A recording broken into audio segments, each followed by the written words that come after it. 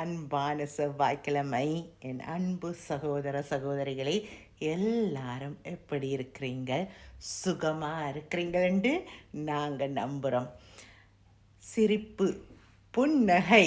புன்னகை என்பது இந்த வாயிலிருந்து, இந்த முக அங்கத்திலிருந்து மட்டும் வரக்கூடாது, இதுக்குலேருந்து வர வேணும். அண்ட் இது எங்களுடைய இந்த கண்ணிலையும் எதிரொலிக்கணும்.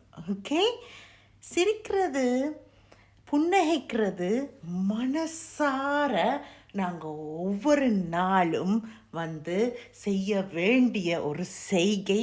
அது மனதிலிருந்து, மைண்டில் இருந்து கண்களில் தெரிய வேண்டும். எங்களுடைய உதடுகளில் அது நர்த்தனமாட வேண்டும்.